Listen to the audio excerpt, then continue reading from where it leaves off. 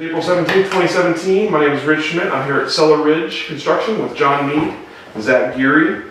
And we're going to start with a nice easy question for you guys, which is, how did Cellar Ridge get started? Softball. Exactly. Thank you. So Cellar Ridge started a little more than 10 years ago. We celebrated our 10-year anniversary last summer. And when I started the company, right before I started the company, I was working for a dental equipment manufacturer in Newburgh. And in 2004, a couple years before I started Cellar Ridge, I had gone to a conference in Portland called Greenville. And it was the classic case of, here is a movement that is going to transform an industry. And it was just at the early start. And one of the classic times for a new business to come in and succeed is when there's a market transformation, time for a new business like Cellar Ridge to take a foothold. And green building is what we started the business to do and what we jumped in to be a part of. When we started in 2006, there was a study that came out that looked back at 2005, and 2% of new construction had some kind of green building certification. And the bold prediction was by 2010, it would grow to a full 10% of new construction. Wow. And so it was projected to grow. It actually turned out to be 25% of new construction in 2010 had some kind of green building certification. So that was what got us energized and excited about starting a construction company. Sure. We've been growing ever since, riding that wave of green building, and then also being connected to the wine industry. It's been another big growth industry in Oregon. Excellent. And Zack, when did you join? I joined the company about 5 years ago when I finished school at the University of Oregon and came back to my hometown, McMinnville, and was looking for work and joined up with Cellar Ridge and have enjoyed the ride ever since. So I've been about half the company's time. Nice. And take us through kind of the different roles you guys have in the company. So Cellar Ridge, we are a general contractor, and so our primary focus is construction. So our main roles are project managers. Each project manager gets assigned a building, and that could be a remodel, could be a construction of a new custom home, or a new tasting or production facility for a winery or brewery. And we oversee every aspect of that. There's 4 of us now that do that role, and we kind of all get together and help the sales process along. But once it actually kicks off and breaks ground, one project manager is assigned to that. John and Carson are the company owners, and so they kind of oversee the company with owner capacities. And then we have support staff, so we employ 7 in the field to do mostly carpentry, some light framing, and we do deconstruction on a lot of our projects. So 7 full-time field crew employees. We have an office manager who helps us with the day-to-day bookkeeping, and then we have a bookkeeper who helps us with invoicing and payroll and things like that. So 4 total project managers, including Carson and myself, and Zack has been put on a track to partnership. Nice. So he's on a 4-year process now, I guess. Just getting close. Getting close towards an equity position in the company. Excellent. So you mentioned that you came about at the right time in terms of green building and also in terms of the wine industry. So how did you get into wine? Why wine? So for the first 5 years of the company, we did mostly residential work, but there's a huge connection between our ethos and the Oregon wine industry in so far as caring about the environment and sustainability and caring about the product and services that we provide, both as us as builders and Oregon wine industry as producers of many organic, biodynamic, sustainably raised grapes. And so there's a large overlap in our circles of interest, and so we've always been interested in the wine industry and fans of the wine industry right from the get-go. And we went to the Oregon Wine Symposium 5 years ago, 6 years ago, and said, hey, let's put our shingle out. It was an interesting circumstance because we met a lot of people, and we, just living in McMinnville, we know a lot of winemakers, and people in the industry and had a good show, but didn't have any solid leads. And a month later, we went to a remodeling show in Portland that had nothing to do with the wine industry. But at that remodeling show, there was an architect from Two Form out of Eugene, and they saw our work and walked over to our booth and said, "Hey, would you guys be interested in looking at a tasting room design that we're working on?" Nice.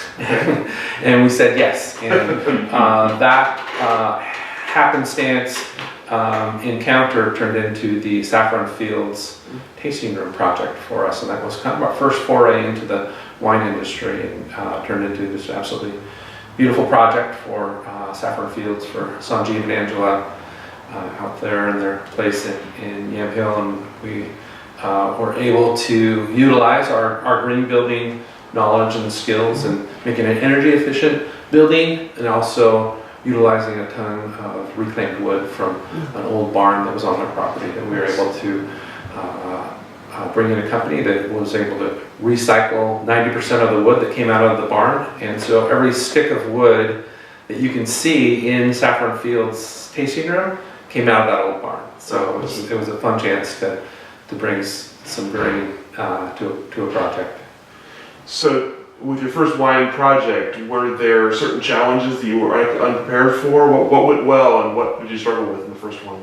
Yeah, so definitely timeline has a different sense in the wine industry, certainly in production facilities, but even with hospitality facilities, that there's a launch date, and there's publicity involved, and advertisements and open house, and it's like here's a due date, and you need to hit that due date. It's a little more solid than building somebody's house where they can rent another month, or moving out. That end date is a little more possible in the world of building houses. But with the wine industry, we had to get a lot of work done quickly and keep on that deadline that we committed to. The challenges involved, it was an intricate building and intricate design that involved a lot of different trades, a lot of glass, a lot of sweeping vaulted spaces. Acoustics is a huge deal in wine tasting rooms, and so that's a little bit different than the residential industry. So we really have to pay attention to the echo factor in a tasting room, because if you're in a space with a dozen people and the room is echoey, then it changes the experience. And so we always pay attention to details when we're building, whether it be residential or in the wine industry, but the details are different. The things that are important are different in a tasting room than a house, and different again in a production setting. What was the reaction to Saffron Fields after you finished it? We've gotten a lot of compliments, a lot of accolades and recognition for the Saffron Fields. And it's a beautiful facility, and then of course there's the grounds that are incredibly designed by a world famous Japanese landscape designer, and the fish ponds and the landscape set the building off beautifully. And then of course their art collection is amazing and fantastic as well. So it's kind of this multifaceted facility that has a lot of interest, a lot of complexity, but also tied together really well. It was interesting. We build the showpiece on the property. The house is the great thing, and then there's nice landscaping. But it was an interesting dynamic to build a piece of the amazing landscape and showpiece. It's all really part of it up there. So that was sort of a humbling experience. So after that, did you find yourself thinking we need to do more wine, or did the wine industry start coming to you, or what happened next? Yeah, for us, once we had that foot in the door, then people saw our success at Saffron Fields, and people started coming to us. So again, we've been part of the Oregon Wine Symposium every year, and meeting people, and that following year we did projects for Chapter 24, for Britton Winderley's tasting room in McMinnville, for the phone started ringing. And so we're one of the few contractors in Oregon that have really been engaged in the wine industry. It's a small group, and word of mouth is phenomenal in the wine industry. It's very collaborative. industry, and people talk to each other, and when they hear other people talk about the good luck they've had with Cellar Ridge, then the word of mouth gets out there, and that's the best advertising that we could possibly have. So you began as an environmentally conscious organization. That was your plan from the beginning. Has it been a challenge to build environmentally friendly wine buildings? It can be, it's a different focus on the production side of wineries, where you have a crush pad and you've got ventilation, and so the challenges are different, but we still use a lot of the same techniques, of good insulation and good air sealing and good air quality. The things that are important in a home are also important. A little bit different environment. You want humidity and moisture in a winery. That's not a bad thing, but you want to keep it out of your walls and manage that humidity and moisture differently in a winery than you would in a residential project. Paying attention to all the chemicals that go in, it's a really fine-tuned process, winemaking, and sometimes it's a closed process and sometimes it's an open process, and so all of a sudden you can use one thing that without knowing it you just tainted a whole run of wine, or introduce a foreign chemical. We are really accustomed and really sensitive to the chemicals in products, and all the way from our residential experience, and so being aware of that as it goes into the project was really helpful. Yeah, I think we did the production facility and tasting room for Purple Hands Winery, and at the end of the project, Cody Wright asked me, hey, will you give me kind of a summary of the green features of our project?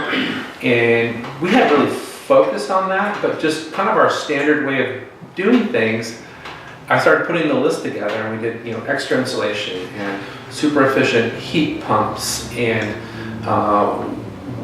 water conservation. And some of these things just come second nature to us, and we don't really think about it until we step back and say, oh, there's like a dozen different things that we really did differently in that project that we kind of almost take for granted because it's just kind of our way of doing things, that we're able to kind of highlight and say, oh yeah, here's a list of things that were done differently at your facility, Cody, that probably wouldn't have happened if he hired a different contractor that paid less attention to those environmental factors. Sure.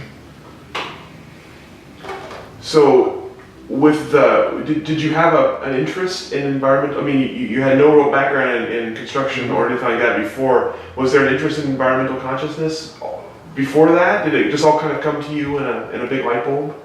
I mean, there's certainly a light bulb moment. I've always had an interest in environmental aspects of things, but my educational background is in engineering and in business. It turns out there's a phenomenal amount of engineering that goes into green building, and so instead of just following the code, we're being thoughtful about heat transfer in the wall assembly, in the roof assembly that we build, and we're studying those assemblies and not just following a prescriptive path, but actually analyzing vapor drive and different engineering aspects that are oftentimes overlooked and taken for granted in the building process, because there is a building code, and you can, if you want to do just the bare minimum that you can get away with without breaking the law, you follow the code. But to us, that's kind of just skimping and low quality construction, whereas you can do things so much better with just a little bit more money, and then reduce the bills, and it pays for itself. And right out of the chute, when a project is financed, if we can spend a little more on the building and a little less on the utility bill, there are a little more money going towards their mortgage and a little less money going to the utility company. But at the end of the day, they're putting money towards an asset that they own rather than out the window, so to speak. Every month to the utility, you're never going to see those dollars back. Whereas we'd rather see them putting that money into a higher quality facility that will carry a higher value in the future if they ever decide to sell it or finance it. So you mentioned the word of mouth, of course, in the intimate Oregon wine industry. What else have you done marketing-wise? What has it been like marketing in the Oregon wine industry? It's been, the main barrier to entry was that first project, and it was since then we've just been able to successfully leverage a lot of the projects. And out here in Oregon, we do things a lot more progressively than a lot of other places in the nation, and wine industry is a real progressive example of a business that exemplifies that Oregon way. They're extremely collaborative business. The wineries work really well together with other wineries. It's for the good of the entire body. That they, I'll recommend you go to this other tasting room and this one, and we all work together because we're stronger together than we are apart. I think being plugged into that and part of that, and helping wineries do things, and being a good partner in the wine industry, tremendous opportunity to be partners in doing anything to help the industry. And so we've been able to jump in full, both feet, and been really well received. And so I think just jumping in, and we're a really community-minded business. Between the three of us and some of the other people here, we're involved in most things that go on in McMinnville, volunteer opportunities and boards, and at the city level, at the nonprofit level, and school boards. And so I think that ethos we applied to the wine industry, and we're able to get our name out there through a host of ways that all are productive. I would add to that beer. We understand the truism in the Oregon wine industry, and I guess the wine industry all over, that it takes a lot of beer to make good wine.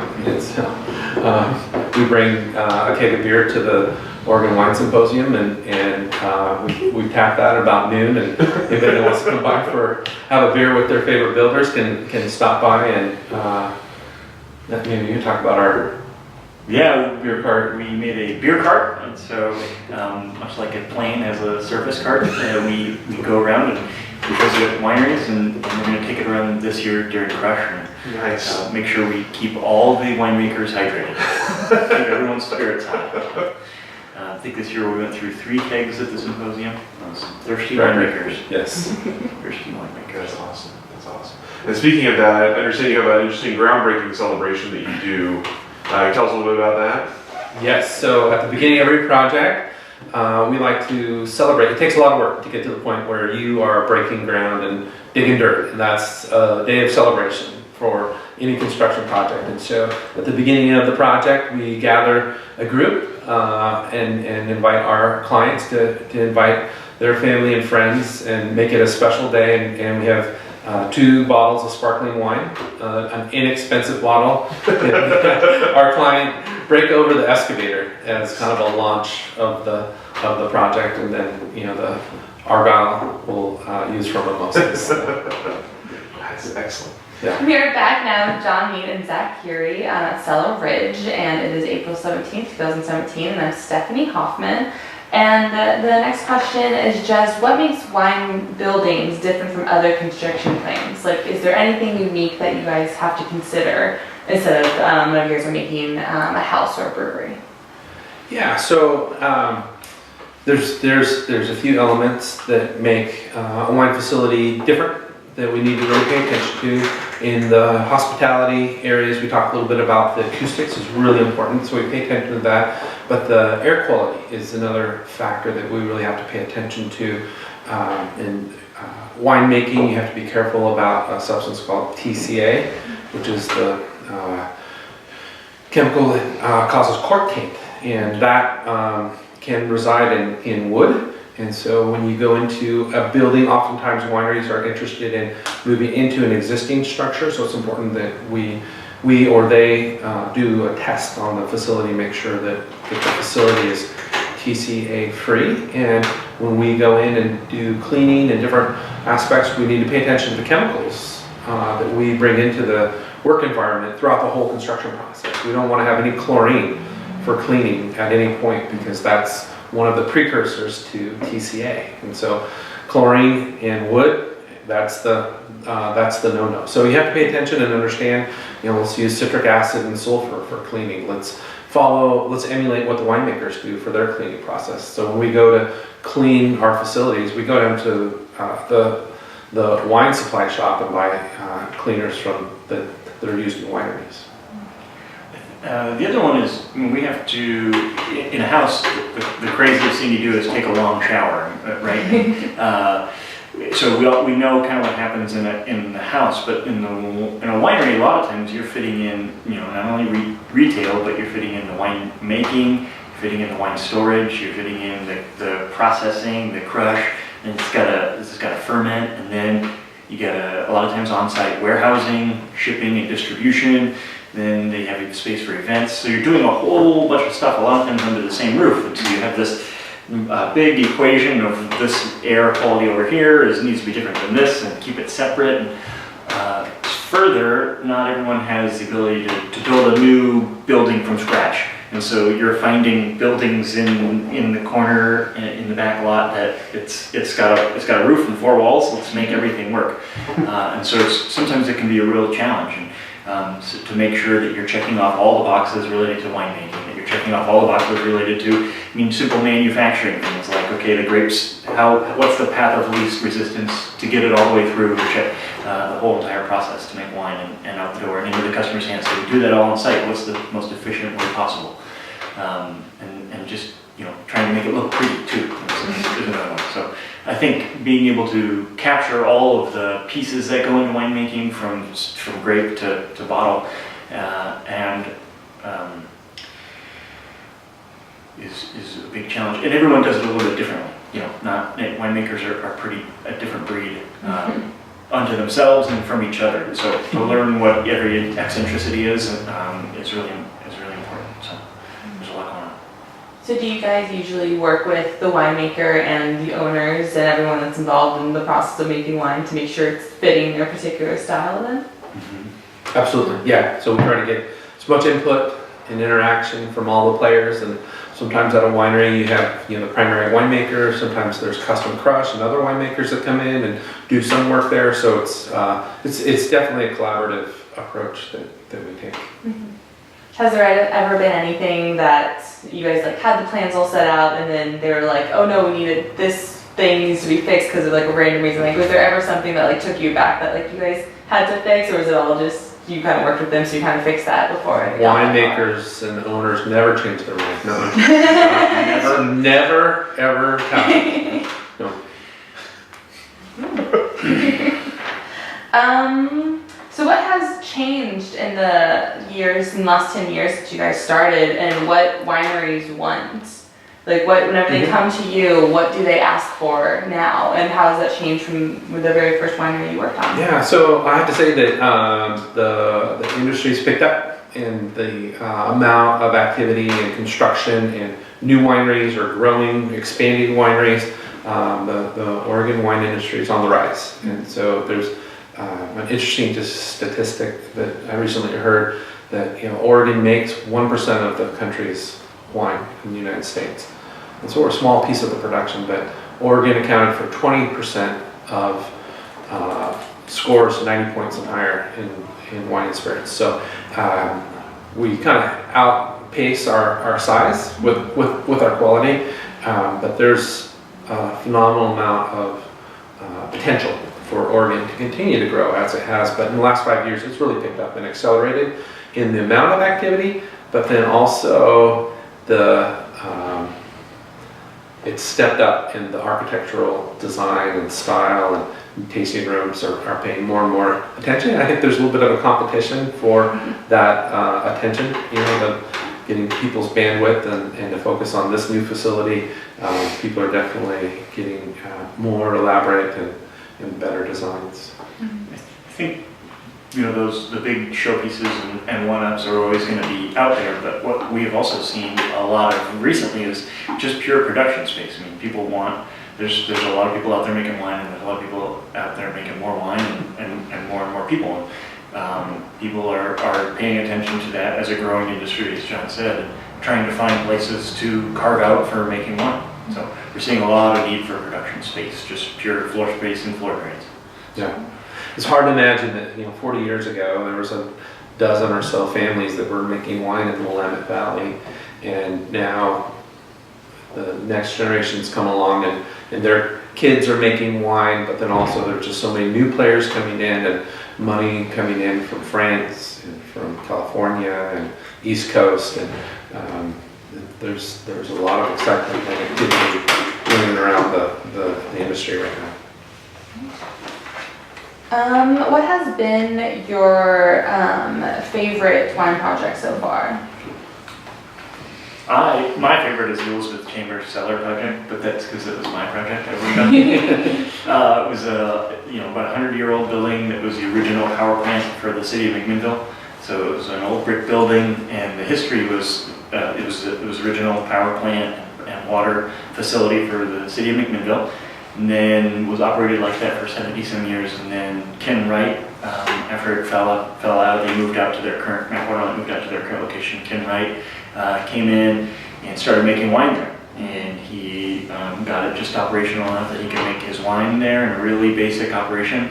And he moved out, and then Panther Creek took over, and then went through some ownership changes, and then Elizabeth Chambers purchased it and started running her label out of there. And just a couple years ago, we renovated the tasting room, and then we this last year renovated the back, what they had been operating as a production area, and built a new 5,000 square foot metal building, and had a bunch of architectural guidelines because it's a on the National Historic Register. So a bunch of guidelines relating to what the materials and finishes could be on the outside. And so we ended up putting this brick facade on the metal. So you go by now and it looks like it's just this expanded brick old building. Had some really cool experiences with underground chambers and smokestacks, and it's just a really cool old project, old building to have a nice new project in. Mm-hmm.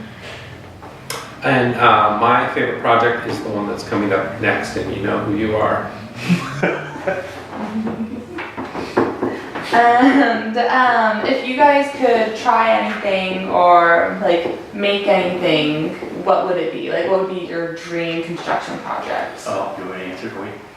Go ahead. Passive house? Or passive standard? Yeah, John, you want to tell me about passive standard? So there's a building standard that has come around and is becoming more and more prevalent, growing exponentially. It's called passive house, and as opposed to some of the other green building certifications such as LEED and Earth Advantage and Energy Star, and some of the ones that have been around for a little while, who take maybe a more encompassing approach, but set the bar relatively low or moderately for energy improvements. Passive house standards are very rigorous and very ambitious, requiring construction that creates buildings that are 90% more efficient than building code. So dramatically less energy usage. And we've been one of the few builders in the country that have completed a passive house project. We did it here in McMinnville in a residential setting. We created a home that, with a small photovoltaic array, a 4 kilowatt array, produces all the energy for the house and has enough surplus power that actually provides all the power they need for the electric car for the year. So it's grid tied, but it's putting as much power into the grid as it pulls out. And in addition, it has rainwater collection to provide all of its water needs. And so it is very rigorous, science-based. You have to study the building envelope and all aspects of the building very rigorously, and use a planning and analysis program to model the energy usage. And by doing that and going through very demanding measures, you can achieve those results, and it's completely doable, and it's not crazy money to make it happen. We were able to do it for a client, for a budget. And so that would be the dream project, is to be able to do a passive house winery project, whether it be a barrel room or a production facility or a tasting room. That's not been done before. We'd love to be the first. Yeah, in Europe, it's kind of the standard building. All the homes are passive house, and it's building code over there in some places. And they do it on a commercial scale in Europe, and they've started doing it over here in multifamily units and in schools and kind of student housing. A lot of co-housing has done to the passive standard, and so it's completely doable on a commercial scale. Somebody needs to be the first to do a wine industry passive project. Awesome.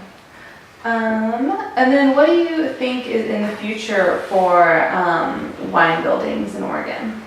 Do you think it's going to be that new level of greenhousing, or do you think it's going to be something else? Yeah, so I think we're going to see more facilities. I think we're going to see some consolidation and some players moving in and creating some conglomerates out of some of the wineries. I think we're going to start seeing some bigger production facilities come along.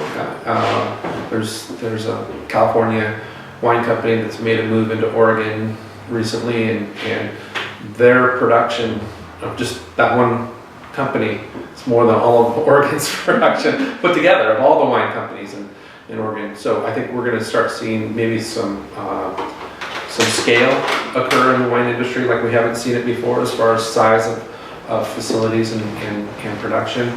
And I think we'll continue to see, you know, the small wineries thrive as well. Yeah.